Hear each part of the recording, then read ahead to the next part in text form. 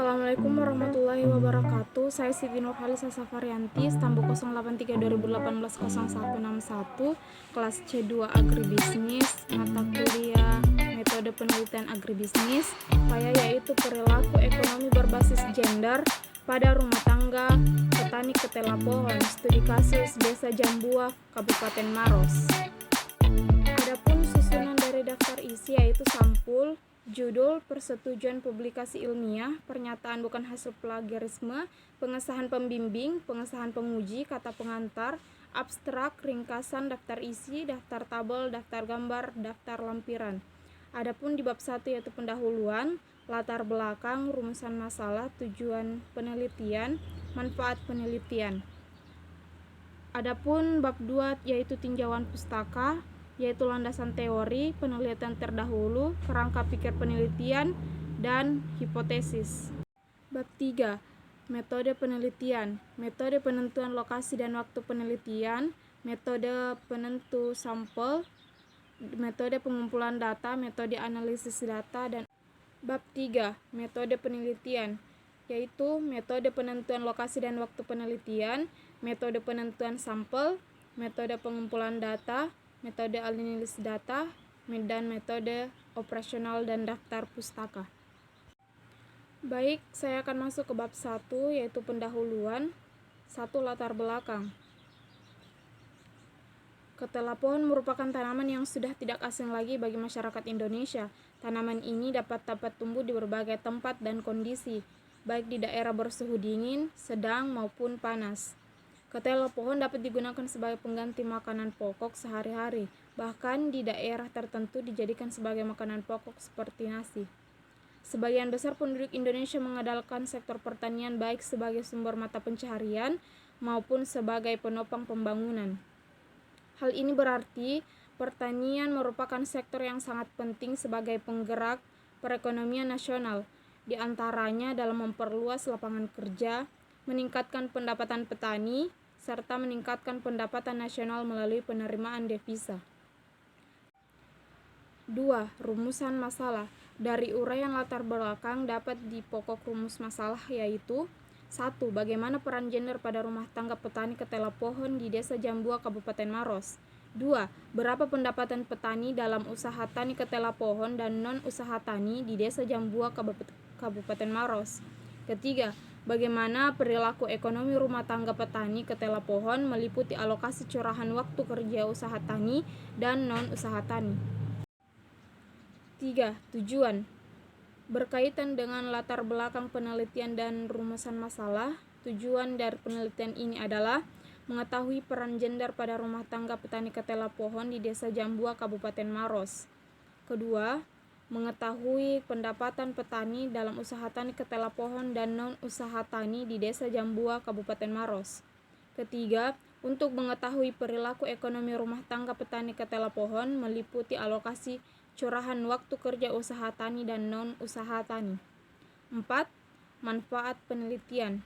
Adapun manfaat dari penelitian ini adalah bagi peneliti sebagai tambahan pengetahuan sampai sejauh mana kemampuan peneliti akan mengaplikasikan ilmu yang didapat di bangku kuliah dengan teori di lapangan dan sebagai bahan tambahan informasi bagi peneliti sendiri untuk memperoleh pengetahuan dan wawasan.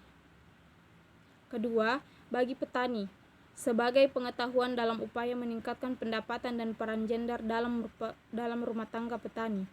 Ketiga, bagi pemerintah dalam membuat peraturan dan mengambil keputusan dalam suatu negara serta membantu pemerintah dalam menerapkan kebijakan. Bab 2. Tinjauan pustaka. 1. Landasan teori. 1. Ketela pohon. Ketela pohon merupakan tanaman yang sudah tidak asing lagi bagi masyarakat Indonesia. Tanaman ini tumbuh di berbagai tempat dan kondisi baik di daerah bersuhu dingin, sedang maupun panas. Ketela pohon ini dapat digunakan sebagai pengganti makanan pokok sehari-hari. Bahkan di daerah tertentu dijadikan sebagai bahan pokok seperti nasi.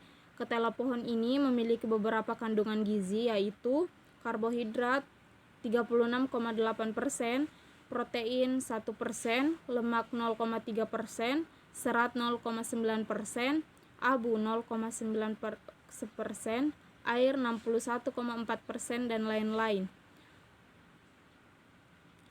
Para petani banyak menemui kendala pada saat penanganan pasca panen ketela pohon, yaitu harga yang tidak menentu memaksa petani menjual dengan harga rendah atau membiarkan ketela pohon tersebut membusuk di kebun karena ongkos panen lebih tinggi dibandingkan dengan harga jualnya. Pengkonsumsian ketela pohon sebagai bahan pangan masih terbatas pada kalangan tertentu saja. Hal ini disebabkan karena adanya anggapan bahwa orang yang menggunakan ketela pohon sebagai makanan pokoknya dianggap berstatus ekonomi rendah meskipun kandungan gizinya cukup tinggi. Selama ini ketela pohon banyak dimanfaatkan untuk pembuatan tepung kanji, di mana proses tersebut menghasilkan ampas atau onggok. Onggok biasanya diberikan pada ternak sapi dan babi sebagai komposisi ransumnya. Ampas ketela pohon ini masih berguna sebagai sumber karbohidrat untuk stimulasi dalam pembuatan analisa nutrisi, yaitu 18,3%, air 0,8%, protein 78%, bahan ekstrak tanpa N 2,2%, serat kasar 0,2%, lemak 2,5%, abu serta nilai MP dan adalah 76. Ketela pohon adalah umbi-umbian yang mempunyai kandungan karbohidrat cukup tinggi. Semua bahan yang mengandung karbohidrat dapat digunakan sebagai bahan baku penghasil alkohol. Karbohidrat diubah menjadi gula oleh enzim yang terdapat pada ragi. Kemudian gula diubah oleh mikroorganisme menjadi alkohol. 2. Konsep gender. Istilah gender diperkenalkan oleh para ilmuwan sosial untuk menjelaskan perbedaan perempuan dan laki-laki yang bersifat bawaan sebagai ciptaan Tuhan dan yang bersifat bentukan budaya yang dipelajari dan disosialisasikan sejak kecil. Pembedaan ini sangat penting karena selama ini sering sekali mencampur adukan ciri-ciri manusia yang bersifat kodrati dan yang bersifat bukan kodrati atau gender. Perbedaan peran gender ini sangat membantu kita untuk memikirkan kembali tentang pembagian peran gender selama dianggap melekat pada manusia perempuan dan laki-laki untuk membangun gambaran relasi gender yang dinamis dan tepat. Secara umum, adanya gender telah melahirkan perbedaan peran, tanggung jawab, fungsi, dan bahkan ruang tempat di mana manusia beraktivitas. Kata gender dapat diartikan sebagai perbedaan peran, fungsi, status, dan tanggung jawab pada laki-laki dan perempuan sebagai hasil dari bentukan sosial budaya yang tertanam sebagai hasil dari bentukan yang telah melewati proses sosialisasi dari suatu generasi ke generasi berikutnya. Dengan demikian, gender adalah hasil kesepakatan antar manusia yang tidak bersifat kodrati. Oleh karenanya, gender bervariasi dari suatu ke tempat lain dan dari suatu waktu ke waktu berikutnya. Gender tidak bersifat kodrati, dapat berubah dan dapat dipertukarkan pada manusia satu ke manusia lain, tergantung waktu dan budaya setempat. 3. Peran gender dalam rumah tangga. Peran gender adalah di mana peran laki-laki dan perempuan yang dirumuskan oleh masyarakat berdasarkan tipe seksual maskulin dan feminitasnya. Misal, peran laki-laki ditempatkan sebagai pemimpin dan pencari nafkah karena dikaitkan dengan anggapan bahwa laki-laki adalah makhluk yang lebih kuat dan identik dengan sifat-sifatnya yang super dibandingkan dengan perempuan.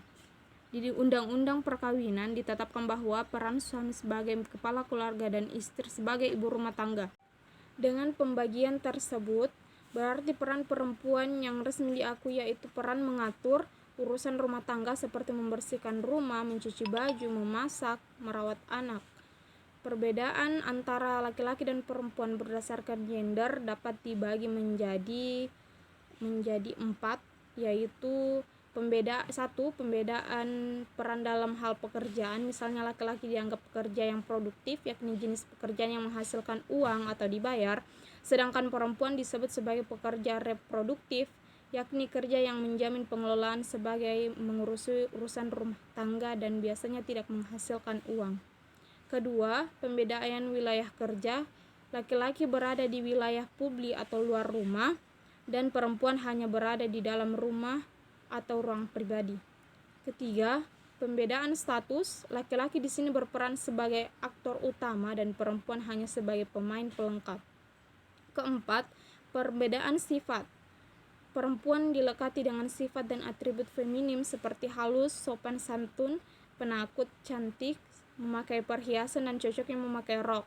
Dan laki-laki dilekati dengan sifat maskulinnya, keras, kuat, berani, dan memakai pakaian yang praktis. Perdebatan mengenai peran gender, khususnya peran gender dalam keluarga sendiri, dampak seperti sesuatu yang tidak ada habisnya. Bahasan mengenai peran gender dalam keluarga dapat dilacak hingga awal tahun 1700-an. 2. Penelitian terdahulu. Nama, tahun, judul, Melis 2017, relevansi peran gender dan kontribusi ekonomi perempuan untuk mencapai falah dalam rumah tangga. Tujuan penelitian yaitu upaya mencapai hidup sejahtera. Hasil penelitian peran gender dan kontribusi ekonomi dalam rumah tangga. Kedua, Imam Ghazali, Syaifuddin Zuhri, Syaifuddin Zuhri meningkatkan produksi ketela pohon sebagai potensi ekonomi. Dengan tujuan penelitian ini bertujuan untuk meningkatkan produksi ketela pohon. Hasil penelitian yaitu hasil perajangan, proses penerisan, dan pengemasan produk. 2.3 Kerangka pikir penelitian yaitu usaha tani ketela pohon, ke petani, ke rumah tangga, gender, dan menghasilkan pendapatan. 4. Hipotesis dilakukan. Penelitian ini memberikan hipotesis yaitu yang pertama, usaha tani ini menguntungkan dan layak dikembangkan. 2. Gender dalam rumah tangga. Bab 3. Metode penelitian.